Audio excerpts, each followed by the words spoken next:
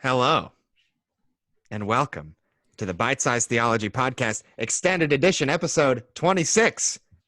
Coming to you from three fellas whose favorite quarantine activity is scoring low on IQ tests. It is Friday, the 27th of March. I'm your host, Aaron Lively. Joining me this week is Sage Blaylock. How's it going? And John McCord. We can actually see each other now. This is weird. Yeah. To our usual audio listeners, we are recording this podcast on video for the first time. So beware of potential jank. But for the first time, you're also welcome to check us out on YouTube and see our hideous faces. So you can see me huddled over an end table if you want in a bedroom while I quarantine at my family's house. So if that fascinates you, feel free to check out our video on YouTube. We're still a work in progress getting our channel up and running. So if you want to see the video version of this podcast, please check us out at our social media accounts. We will probably find a place to post that. So our Twitter is at Bite Theology. Facebook page is Bite Space Size Space Theology. And our Instagram is Bite Size Theology with no spaces whatsoever. All one word. Please check us out. Aaron, before we get started, I got a question, man. Sage and I have been having a debate about where you were last podcast, and we've come down to some final guesses. So I just we got to put this matter to bed. See, that you have been sent back from the future to stop a killer robot from killing a mom who is the mom of the future leader of the resistance against the rise of the machines. Now this robot is seemingly unstoppable. And so I figured that you were too busy to even quite be able to jump on a podcast, really, because you know, he's just unstoppable and wearing dark sunglasses and, you know, saying catchy things in a thick accent. So do the dark sunglasses make him unstoppable, or is there another reason? You know, some would say it is the metal exoskeleton, but I think it is the sunglasses. Probably. You're probably right. Okay. So that's my first guess. Okay. Interesting. Are there any other guesses, or is that the only one? Yeah, I actually had a guess here. So as all of us know, you live in Louisiana in a swamp with your mother. And that's actually recording this. Exactly. I can't believe you're on right now. But right. As I understand, you have been a water boy for your local college football team for honestly like a couple of decades at this point, since you were a little boy. And you recently discovered that you were an amazing football player once you were able to harness your anger and turn that into I think on Twitter you said tackling fuel, if I have that quote right. and that your unlikely run to a bowl game has kept you from being able to be with us this last week. So that's my guess. Sage, you could not have been more wrong. It's obvious. Like, okay, so my first guess might not be correct, but my intel has my second guess, as Aaron was in a torrid romance in his high school days. In fact, he once climbed a Ferris wheel in order to impress a girl. But they moved away from each other. And even though he wrote her a letter every single day for a year, she never responded. So naturally, he just kind of gave up and grew a huge beard, as he still has. But his love of his life, why she was engaged, found him again all of a sudden. And really they had a long emotional conversation and kiss in the pouring rain until they both died as elderly people. So I think that's, and obviously if you're dead, you can't be on a podcast. So that's why he missed last week. Yeah. So clearly that couldn't be correct, since that theory implies that he died at the end. Oh, okay. My guess would actually be that in the early 1960s, Aaron happened to get in with the Italian mob and became a bit of a hitman. May have had a bit part in the killing of JFK. I'm older than I look. Yes, and also just so happened to be the person who assassinated Jimmy Hoffa. And he's been running from the FBI for the last couple of weeks and hasn't been able to get a solid Wi-Fi connection to reach out to us to podcast. Okay. I don't think he's that old. I lived with him in college, so that would make that weird. But would it? See, what I think happened was he was bitten by a radioactive spider, and had to fight many villains. One with octopus arms, one dressed as a sort of greenish goblin, and then one where there were just too many to count, to be quite honest with you. And so through that entire thing, he just didn't have time to reach out. So, yeah. So I know that's not true because Aaron is a lover, not a fighter. So if I had to guess, final guess, Aaron worked for the NSA after he had been in the Army, but he'd broken his legs. He could no longer do the Army stuff, the physical stuff. So he decided he wanted to work for the NSA. But during his time with the NSA, he just so happened to realize that our government was spying on basically the whole world, including all of our citizens, and looking at us through our laptop cameras. So Aaron, from his base in Hawaii, managed to hack the NSA, steal all of their very important documents that showed they were spying on us, and gave that information to journalists. And now he's in asylum in Russia. that would explain his current location. It really would. and the beard. It would also explain the beard. That's right. It's growing. So Aaron, we got to know, where were you, man? I was at the dentist.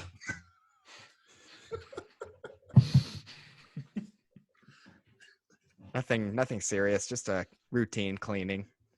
Gotcha. So like the dentist in the North Pole, and while you were there, he teamed up with a reindeer that had a red shiny nose and a very large lumberjack who seemed out of place in the North Pole, like that kind of dentist? No, like a dentist where like I walked into an office and just kind of waited there for 45 minutes. But was the office a paper supply company in Scranton, Pennsylvania with a romance between the receptionist and a salesman there? It was just kind of like a standard dentist office. There was probably paper there. I don't know if there's anything special about the paper, though. Probably not a paper company, if I had to guess. That'd be a really painful dentist checkup.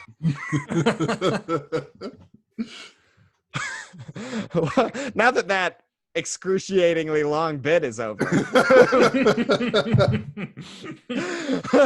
Let's now move into our opening segment, which is Aaron's Sports Corner. Yeah.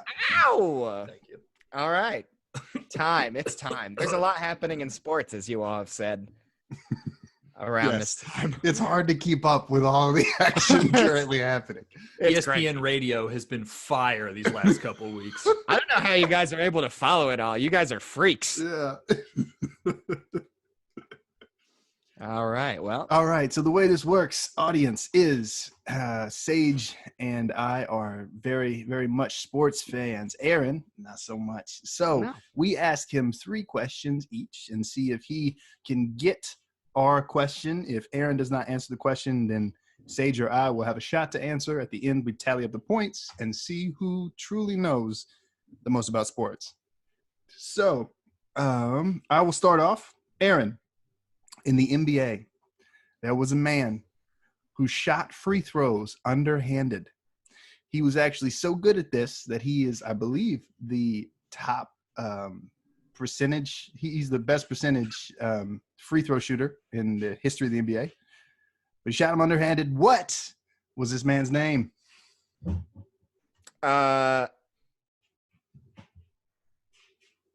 Ludicrous. Because of his strategy. That's a good guess. That's about it, though. Sage, what's the answer? That would be the patriarch of the Barry family, Rick Barry. Rick Barry. Mm-hmm. 1 point for Sage. Yep. Great. So for my questions, these are all going to be college basketball because, as I said, I'm very, very sad and disappointed that we don't have college basketball right now. It's my favorite time of year sports-wise. In 2011, BYU basketball player Brandon Davies was kicked off the team for violating the school's honor code. What did he do?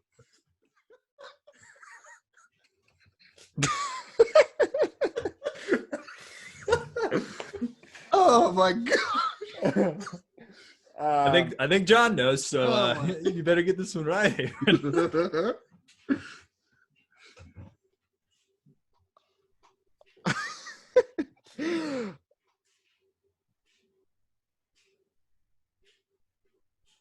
Oh no.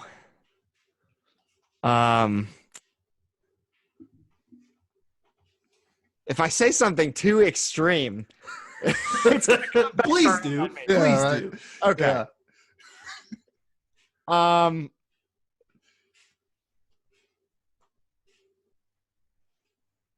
He had an elaborate scheme whereby he snuck into everyone's backpacks, took out everyone's toothbrushes, and brushed his butt crack with all the toothbrushes. Is that close? Is that like ballpark? Adjacent. John. I can't believe you asked this question. This is like the weirdest sports story in the Jimmer Fredette NCAA tournament where they were like BYU had a legit shot of winning. They suspended their second best player for sleeping with his girlfriend, right? Yep, premarital sex. That was against the school's honor code. He was immediately kicked off the team. Wow. So that got reported on ESPN. Yes. But he self-reported, to be fair. So that is an integrity move by that guy. Definitely. But no, that's the weirdest NCAA suspension that I've ever heard of. Yeah. Really strange. Yeah. All right, so point to John. All right. It's weird transitioning into the next one. Yes, it is. All right. Aaron, who is the NBA's all-time leading scorer for left-handed players?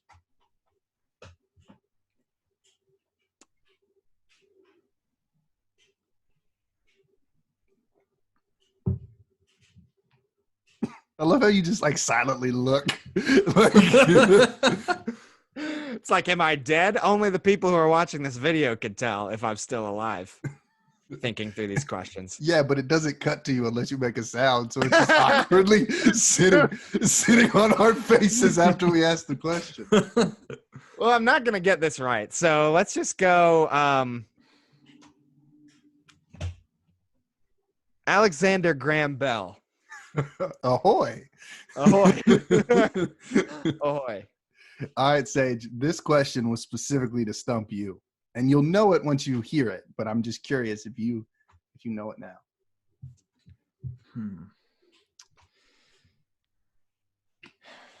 Yeah, that's a tough one. I don't know, so I'm just gonna go James Harden. No, it probably will be after it's over. But right now, it is Manu Ginobili. Nice. Yeah. Nice. Good for him. Yeah. Good for him. Indeed. Great. All right, so number 2 for me. Which team became the first 16 seed to defeat a 1 seed in the NCAA tournament? And this happened in 2018. Aaron. Ole Miss. I don't know. All right. They beat Virginia. Yep, that's right. It's a bunch of letters, isn't it? It sure is. I'm just going to go letter by letter. And okay. W. That's a hard no. Hard no, really? That's a hard no. Not even close. Yikes. What was it? That would be UMBC, the University of Maryland, Baltimore County. University of NBC? That's right. They were defeated by the incredible lineup of The Office, Parks and Rec, and Community all at the same time. That's a good lineup. All right, Aaron. I asked you who the all-time leading left-handed scorer was. Yep. I'm going to ask you again. Who is the all-time left-handed leading scorer of the NBA? I have to answer this again? Yeah. No one. No one has ever been left-handed. I'm not even just talking about the NBA. No one has ever been.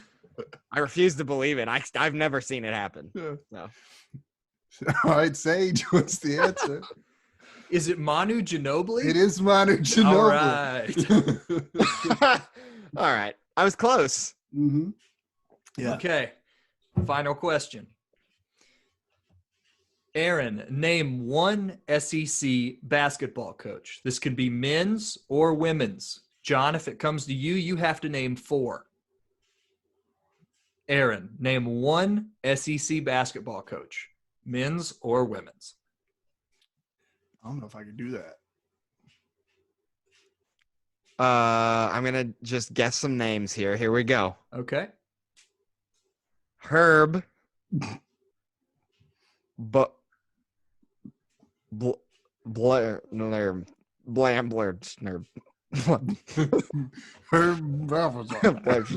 Yeah, that's my final answer. Okay.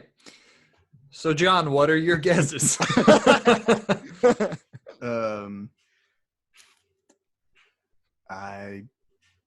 I don't know. I know Bruce Pearl's in there. Yeah, that's one. I'm blanking on the UT's coach's name right now. I watched him speak too. He's a good dude. He's a good speaker. Mm-hmm. But I can't. Barnes, right? No. First name. Rick Barnes. That's 2. Rick Barnes.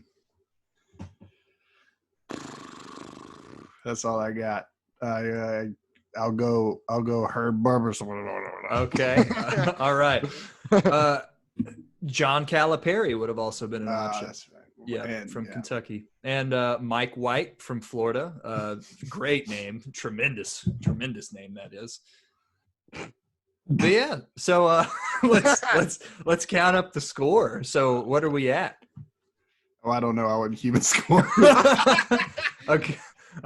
So not winning this one. So I got 2. Aaron got none.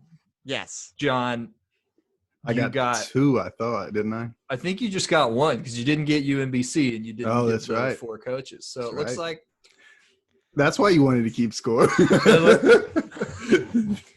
I only want to keep score when I know that I have won. Got you. Okay. Can I get some points just for playing?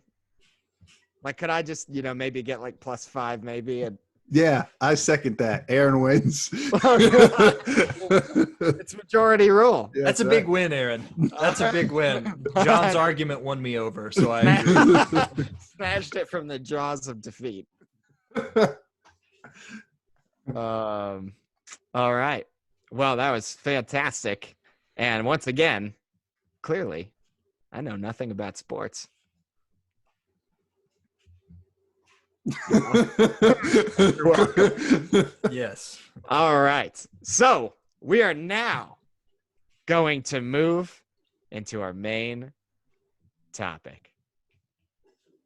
Normally, I would have a quote of the week for you. Today's main topic is on Sage. What's the official title? I don't have it on my document here. The official title of today's episode is Love in the Time of Coronavirus. Love in the Time of Coronavirus. Yes.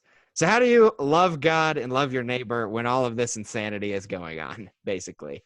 Normally, I would have a quote of the week, but seeing as how this is a very new sort of unprecedented thing, I can't say. I mean, outside of, you hopping on Twitter and reading just everything that's on there. Please don't. Please Okay. don't. It's There's not awful. there's not a whole lot of quotes going around about coronavirus unless we're talking wrong ones. There's lots of wrong ones on Twitter if you would like to read those. So no, I don't really have one of those. But yeah, I don't know. Before we get started, we should specify that we are recording this on a Wednesday, and news about all this stuff is happening so fast that by the time we say anything on here, some other major development could happen, and a lot of what we say is probably going to be out of date. So there's that disclaimer.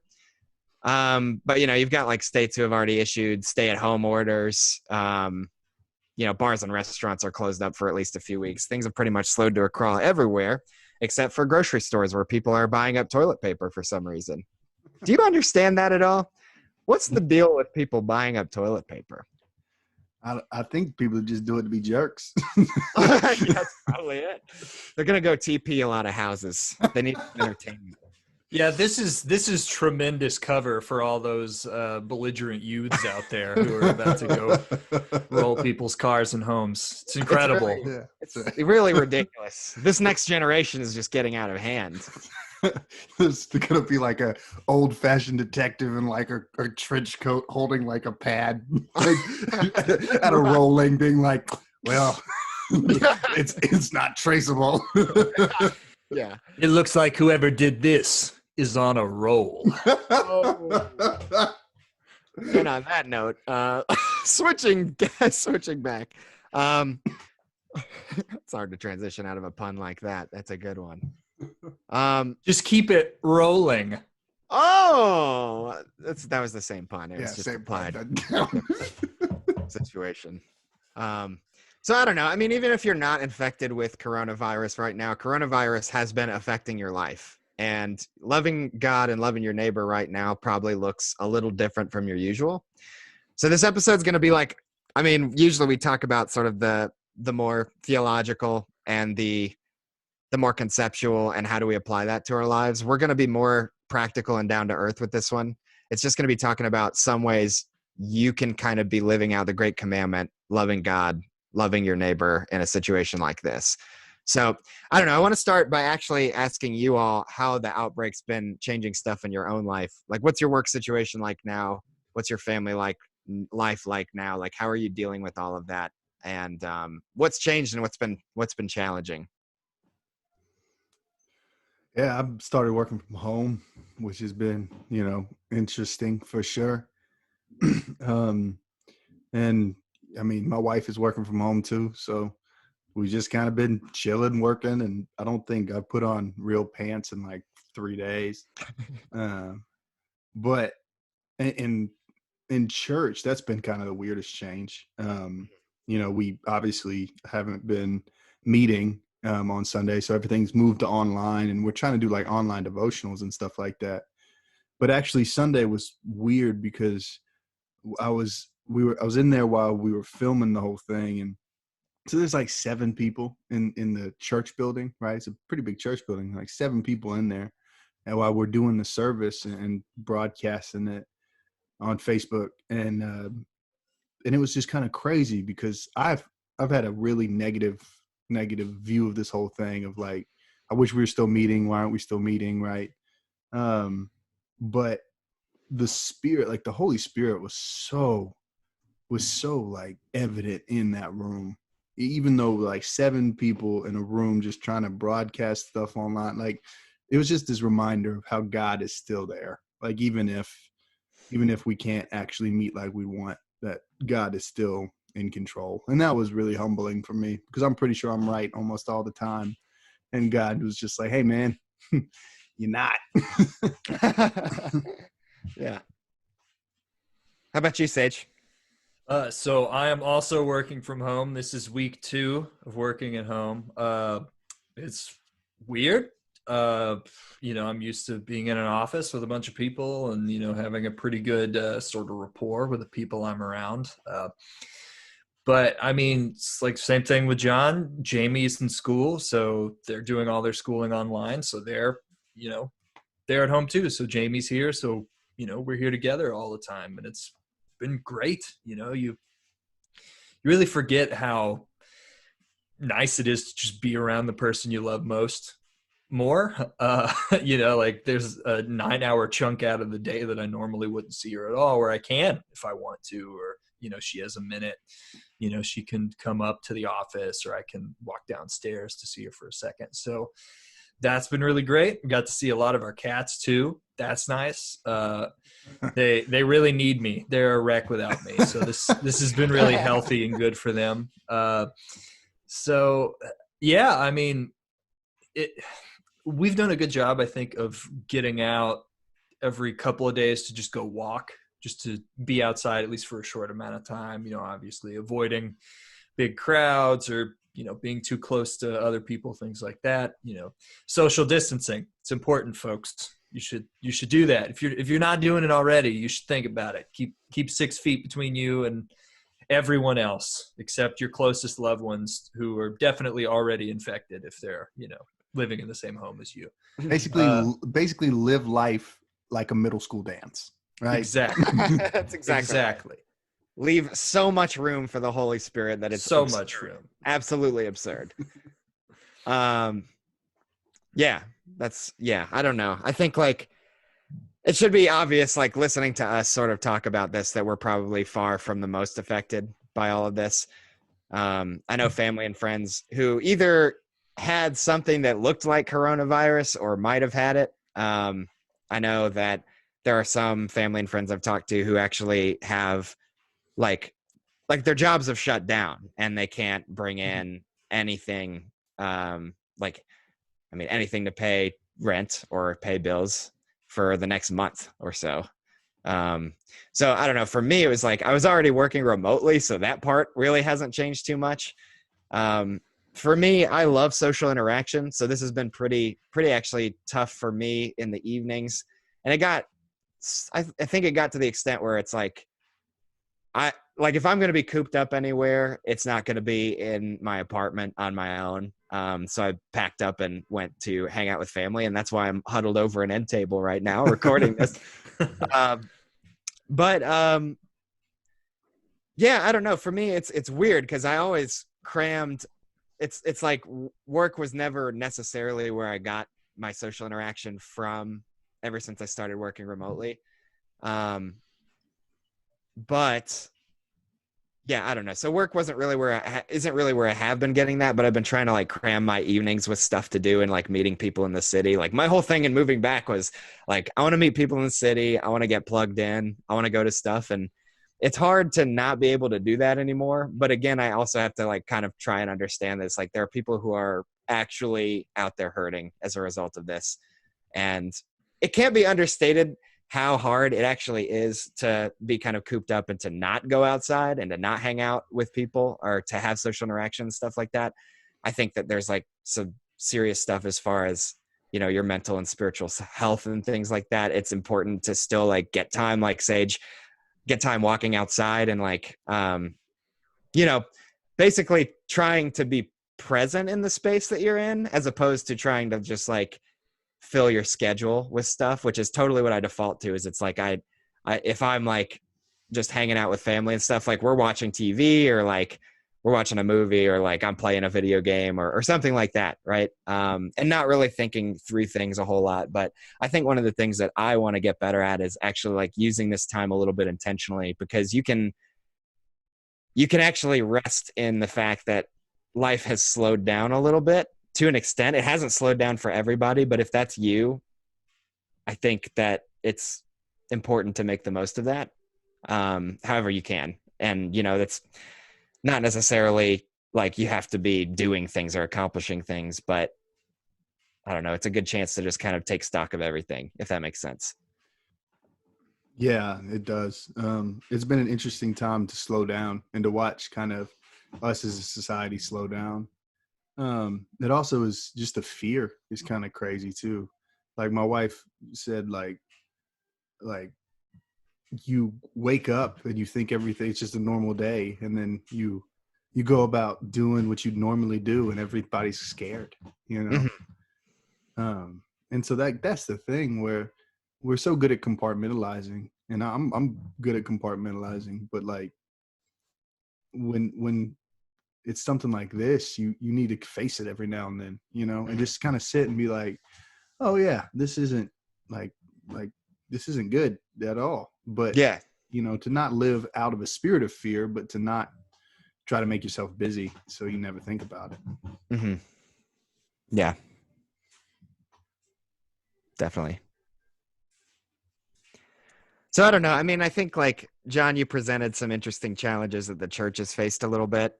What are some of the ways you've seen the fact that all of this is going on sort of challenge the church? I mean, you mentioned a few of them, like you all are meeting remotely and things like that. But I think what are some of the biggest challenges that the church faces when it comes to loving God and loving your neighbor whenever something like this is going on, when social interaction's a lot harder? So I think something I've noticed, hanging out on the bite-sized theology, social media, Twitter specifically, is just the severe lack of compassion from so many people. Just this idea of like, oh, it's only going to affect, this small percentage of people. And, we don't need to shut down the whole economy because, for, people who are already, 80 plus years old. So like not important, no need to worry about it. Like they've lived their life basically. And that just seems so incredibly awful. Yeah. and these are like these are people who are Christians who, their theology is good. Like based on what I've heard from, certain people, like don't have to worry about, them being a wolf in sheep's clothing, theologically speaking. But they're just, calling everything fake news. And, 7,500 people have died in Italy. They are just running out of rooms in hospitals. And it's like, yeah, the flu is bad, but they don't run out of room in hospitals because of the flu.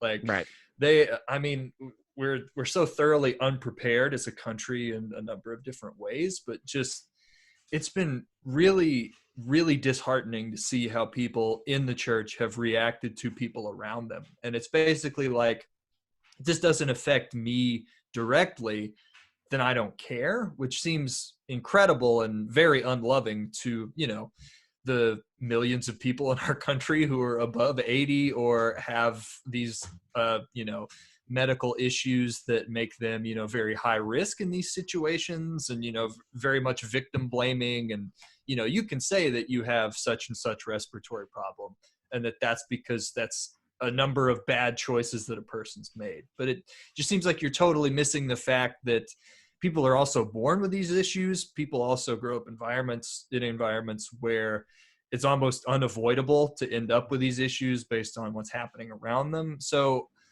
that's something that's really shocked me, because it seems like this is the time when the church steps in and is like, we should be the ones helping take care of people who are in desperate need of help, who need medical attention, whatever the situation may be.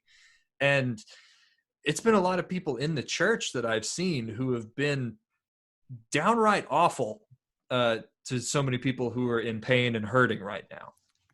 Yeah, because we all know Jesus was like, I love you unless you smoked. I love you unless you have comorbidity. Then, you've lived your life. You made your choices. That's right. I love you till you turn 70 and then it's over. Man, that's really frustrating. Yeah. And what's interesting though is at the same time, so yes, you do see that. You see that kind of callousness and that I don't know, disregard of what Jesus commands us to do. But then at the same time, it's interesting seeing kind of the biggest complaint that I keep hearing over and over is like, my family is going to get sick of spending this much time together, And it's like, that really should be a complaint. I don't feel like, it's and again, all of this in the context of like, yes, this is a serious situation and there are people who are this is a bad thing. Mm-hmm. But at the same time, like what we've been talking about a lot is God is a redeemer God, And he's actually such a good redeemer that I feel like a lot of times we say bad things happen so that God could make something good happen. And I don't know, like everything I know theologically and more importantly in the character of God and knowing God is that I severely doubt that God's sitting there like, I'm going to cause these terrible things to happen because if I don't do this, then good things can't happen. Like, I think God is just such an unbelievable redeemer that the good that comes out of the bad situations, we think that one must lead to the other. And so it's interesting during this time to look at the redemption that God's bringing about of this situation. And it's a cool thing. And it's, I don't know, when it comes to something like spending time with your family, that's not a complaint. I don't feel like that's a valid complaint. Yeah.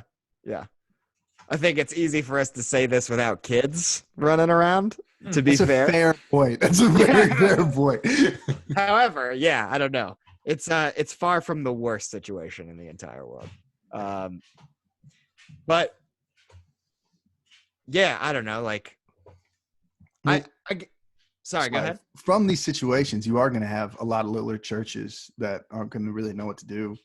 Mm-hmm. We were talking about it the other day, and there are a lot of churches that didn't have any kind of online giving set up, mm-hmm. And that's like, if you don't have an online presence and then all of a sudden everything's supposed to be online, like that's so your heart kind of hurts for churches who are really, really struggling and might not make it out of if this goes another month. I mean, it's the same thing with people who are out of the job. You feel for them as well. But like, there's going to be a lot of churches closed from this, I feel like.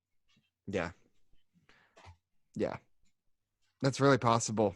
A lot of people displaced. I mean, you're right. I mean, this is something that we really just were not prepared for and didn't really have the infrastructure for. And, yeah, that can be really difficult. I will say one of the things that has encouraged me is I have seen some churches kind of band together and do sort of like, I mean, obviously we've talked about some of the good things, like small groups still going on through Zoom and through, other means and things like that, or, worship services still going on. But I think even beyond that, I think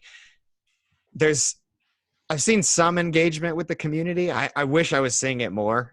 And I think it's frustrating that I'm not seeing it more. But at the same time, I think I've seen like, for example, one church that I was a part of before, basically, one person basically tweeted out, hey, like, I'll match $1,000 if people start voting or start donating to, like, basically it was this organization that sort of feeds people in the community who don't have the means of feeding themselves. Especially, you got to think about it now where it's like, I mean, my brother's like going to college right now and like classes are canceled and things like that. But you've even got K-12 classes that are closed down, and a lot of kids who are in communities where they were relying on going to school to just get a meal, Yeah. Mm-hmm. So ministries like that are working in that field, I feel like that's a really important thing to reach out to. And I would say too, like, yeah, I don't know. The encouragement that I saw was like, hey, I will match $1,000 if anybody gives to this. Just send me a copy of your receipt and I'll donate whatever. And like, basically met that point. And then like a church jumped in and said like, hey, we'll match the second 1,000 and stuff like that, which is great. I like to see that stuff sort of mobilizing, but it is kind of hard when we don't have any precedent for this and when it's difficult for a lot of churches to know how to sort of navigate the situation. It's a challenge, but it should be one that like we face with confidence and with prayer and through sort of thinking about what does our community need most right now. And I don't know, again, something that we don't see often enough, but something that hopefully, if you're involved in a church or you are on staff at a church or something like that, these are things to kind of think about and sort of engage your community with. But in that vein, I think like, what are some ways you'd suggest continuing to love God and love your neighbor and be the church with all of this stuff going on? Well, I mean, in terms of loving God, I think it all comes down to the fact that so many of us have a lot more free time. So read your Bible. I mean, mm-hmm. Pray, watch sermons, whatever it is that you do to, be spiritually nourished, like do that. For so many of us, it seems like time is the issue. And now for a whole lot of people, time isn't the issue. So I think starting there, and then, we love God when we praise him and when we read his word. We also love God when we love the people that he put in our lives to love. So I think that goes to, what Aaron was talking about in terms of if there's certain ministries in your area. One excellent suggestion I've seen from a lot of different people is especially older people who can't get out right now because they're more high risk. If you have those people in your life, call them, because they might not be able to call or have conversations with people a lot right now. And this may be very alienating for them in a lot of different ways. So, call your grandmother. I'm planning on doing it now as I'm talking about this. I'm just thinking about my grandparents who, I don't know how much they're getting out at the moment. Think of the people in your life that are most at risk and call them, and, just be someone that they can talk to. They might not have talked to anybody other than themselves in a while. So this might be a really important time for them. And, finding local ministries, food ministries, church, parachurch ministries, whatever, just find ways to help in this time if you have the means and, if you have the time, because we all have a lot more time. So I think one thing that happens during times like this is we all want to do something crazy big. Right. And it would be wonderful if we could just cure coronavirus. And if anybody's like sitting on that, please do it. Right. But I think what happens is because we want to do such big things that we never do anything at all. And so do what you can, like, which is, let's say, reach out to the people who are around you. Now, what would it look like to actually reach out to your neighbor in this? Yeah. What would it look like to say, like, hey, you got everything you need? Like, I've got 18,000 rolls of toilet paper. Would you like one? I was going to peddle them out of my garage for $25 a roll, but you can have some if you want.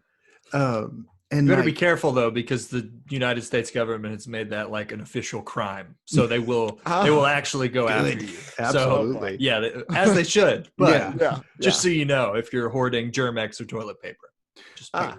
Excellent. One thing though that this also brings in is a great opportunity for you to reach out to people around you. Like if there's somebody that's been on your heart or that God's been putting on your mind lately, like now's the perfect time to call or text them, or you just be like, hey, how's it going? You okay? I'm bored. I've been quarantined for the last, and I need to talk to somebody. How you doing? And I feel like that's an opportunity that we rarely get, where now it won't seem all that crazy, because everything's crazy. So if you act crazy in the midst of craziness, then, it's just normal. Yeah, it's the new normal. You're reacting correctly. Yeah, exactly. Well, yeah, I agree. I think like I did think through a few different ways recently. One is like, well, obviously stay home. I think like this is a really strange situation because it's like one of the best ways you can love your neighbor is by not doing anything. Right. Like not doing anything, which is really weird. I don't know that I could think of a time where that's really been the case.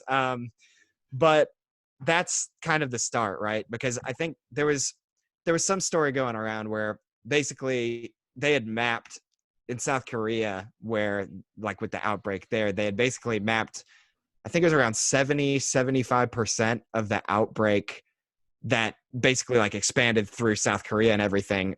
Basically all of that started from somebody who was not doing the social distancing thing and still like going to a church and spreading it to all of the people they were in contact with, right? So it's like frustrating, but ironically, like the way of loving your neighbor the most right now is by just trying to self-quarantine and trying to do that whole social distancing thing, even though it feels really weird and it doesn't feel like you're doing much of anything. You are actually potentially saving somebody's life, which is weird to think about. But also give to causes like we were talking about that are feeding the hungry in the community. I feel like that's a particular need right now, because you've got people who are displaced from jobs, who don't have a way of bringing in paychecks, but then you also have kids who are not in school, not getting meals, and more, at-risk communities and things like that. So those are big things. I mean, if you have the means, those are big things to donate to. I would say one of the things that I would suggest too, and this is, do this at your discretion and still do the social distancing thing while you're doing it. But in whatever way you can support your small businesses and support your city through it, and support, people who are still working and are still, in food service and stuff like that, or, basically like your small businesses and stuff like that, try and support them. I know there's only so much you can do. And I know there's also the possibility that you're exposing yourself to the virus just by virtue of having somebody make your food for you, Well, gift cards is a great way to do that. Yeah. If you go buy gift cards, and essentially you are giving them money now, right? Yeah, totally. So if you can, buy some gift cards. Yeah, absolutely. That's a good way of doing it. And the other thing too is it's like you're not going a whole lot of places, but the places that you do go to that you're still able to go to, grocery stores, gas stations, things like that, you're not really interacting with a ton of people at a gas station. But if you're at a grocery store and like you're standing in line, I talked to somebody who is at the Kroger relatively recently. It was pretty soon after the coronavirus outbreak had happened. And they were working, they had worked nonstop for like the last 7 or 8 days. Just absolute insanity. And so showing kindness, and also even just, I don't even know if they're able to say yes to this question, but I always ask it anyway. But it's like, hey, do you need like a drink or something? Or do you need like some kind of snack? Are you doing okay, basically? Yeah.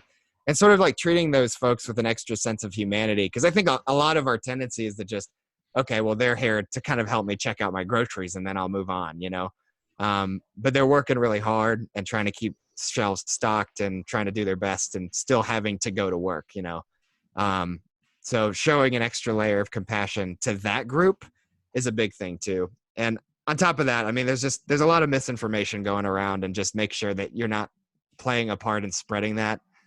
Check the CDC. Stop believing almost anything else. I know there's a lot of reputable sites out there, but look at the CDC. It's crazy, all the stuff going around right now. Yeah. Do not drink silver solution out of a bottle. It's not going to help. Yeah. It is not going to cure you. It's not going to build up an immunity. It's just going to hurt going down and coming out. So don't do it. It sounds unpleasant all around. But yeah, I don't know. I think there's a tension, right? Because you think Jesus didn't avoid the sick. He didn't avoid lepers and stuff like that. He was interacting with them. Part of us wants to do that. But knowing what we know about what this is and how it spreads and everything is, it's like it calls for a different approach, but it doesn't pull away any of the love. The same spirit, but a different approach, right? Because if we try to go physically serve our community, we could have the coronavirus and spread it to somebody who can't have it, who it could kill. And so how we have this challenge in front of us where how do we serve our community without going door to door, right? Without meeting in groups, which is a hard question. But if we can answer this question in an effective way, then we will have built this entirely new apparatus to serve our community. That's the cool thing too. It's what if we actually took this question seriously, figured out how to serve our community without being face to face, and then once this passes, be face to face and have that apparatus? It's just we could really, really, truly serve. But you got to keep the same spirit of willing to lay your life down for people, but also have that sound mind of, it's probably not a good idea because I don't want to be responsible for giving somebody a virus that they might die from. Mm-hmm. Yeah. And I think we have our answer to the question of how do we do this? We're on it right now. We have the internet. We both have, all three of us have phones right here where we can call anyone and almost anywhere in the world. Yeah. If you're willing to pay a few extra bucks a month. We have what we need. It's just, are we going to do it? Are we going to be able to sort of organize and do this as a body, as a a global church. Mm-hmm. We can do this. Just the question is, will we do it? It's a great point. It's weird that you never think about the capability that you actually have to help positively impact somebody's life with the internet and with the technology that we have until we're absolutely forced to do it. Right. And it's like the internet's such a miserable place a lot of the time, but like this is a situation that's really, I hope that it forces us to reevaluate what we actually use these things for and how we can use them for good. Yeah. All right. Well, that's all I've got. Unless you all have any other things to throw in there. I think it's about time to move on to a land far, far away. Oh, so before we do that, one Okay. final thing. Yes. Please wash your hands. I can't. Yeah. I can't tell you. So Jamie and I drove from Tennessee to Ohio and back twice over a couple of day span. Every time I stopped at a gas station to use the restroom, at least one, I'm just going to say it, guys, it's us, at least one dude walked out of the bathroom without washing his hands. In fact, one time, the guy went in with his son.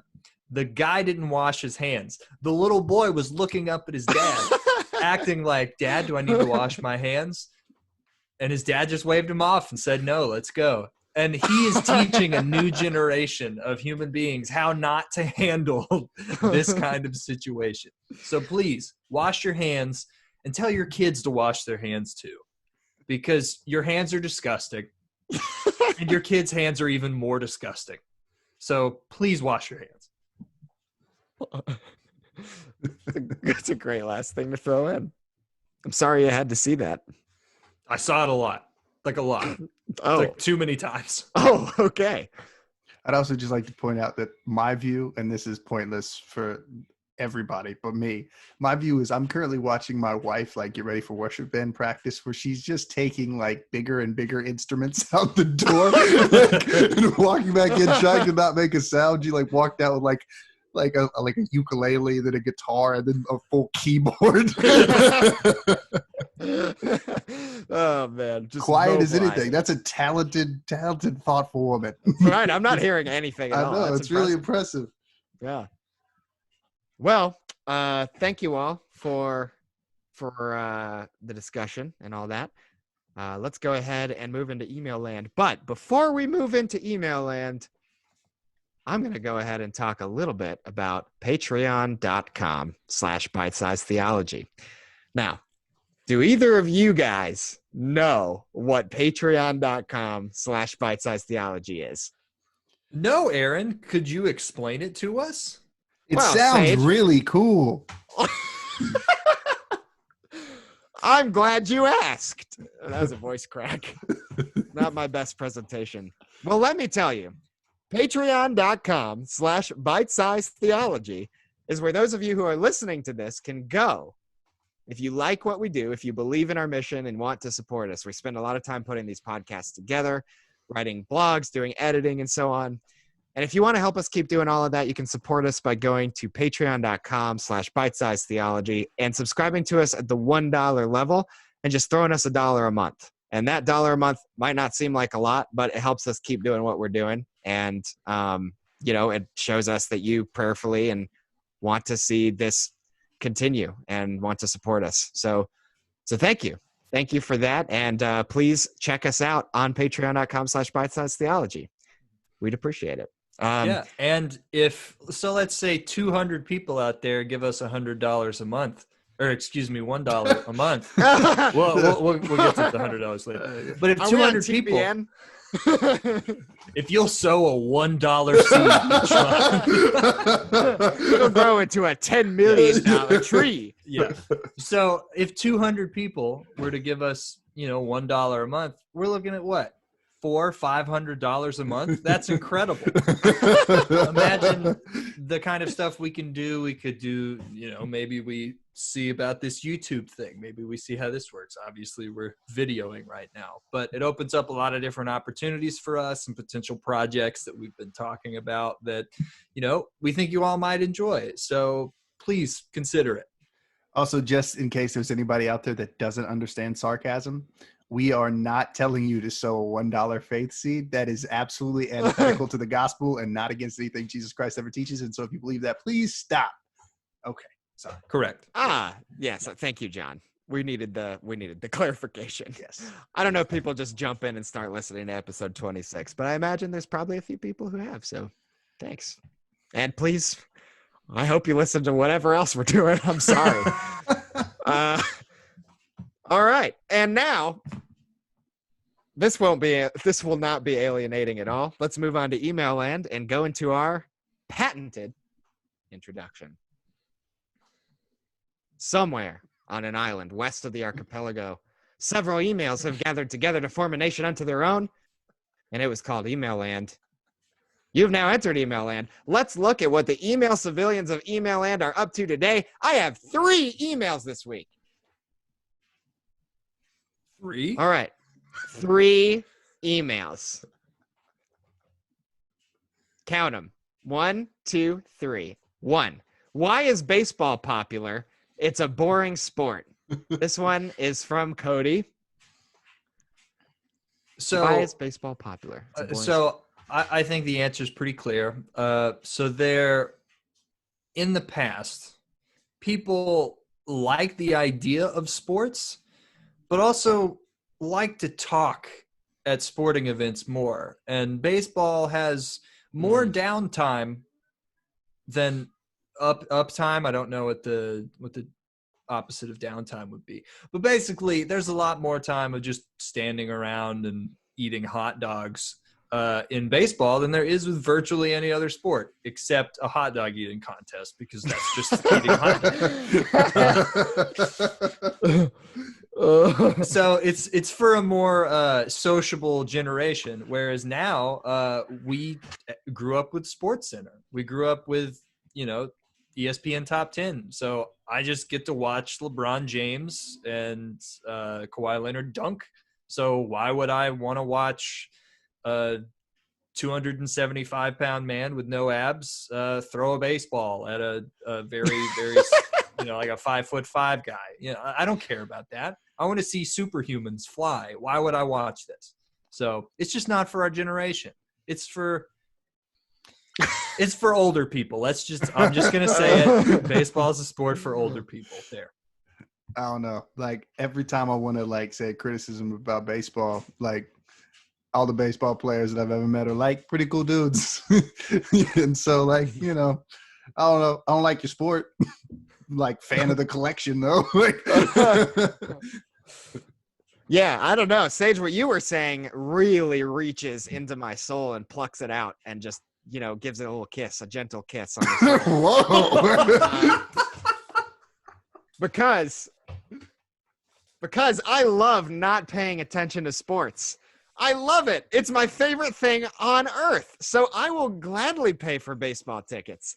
I don't have to watch it except for maybe 3 times in the whole game, just when everyone else starts paying attention. And that's great. So I got to say, I wish baseball were more popular. And I will fight as hard as I can to make that happen. That's an uphill battle. Major League Baseball's been trying for 2 decades to get people to like baseball. Hire me. I got you covered. That's right. He'll kiss your soul. I'll kiss it right there. Square on the soul. Number 2. Lately, I've been saying to people, it's all downhill from here when things can only get worse. And it's all uphill from here when things can only get better. This is the best part of my life right now. It's all downhill from here. But I started thinking about it, and shouldn't downhill be a good thing and uphill be a bad thing? Walking uphill is harder than walking downhill. If you're on a bike, uphill sucks, and downhill is even kind of fun. Sledding and skiing are all founded on the premise of downhill being fun. Should I start saying it's all uphill from here instead for things getting worse? Or would that just confuse people? Please help. Nothing matters to me more than the answer to this question. So I think we're looking at these phrases maybe too literally.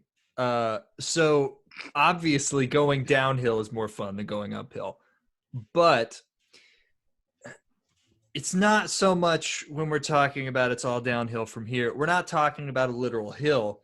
We're talking about a bell curve. So if you're familiar with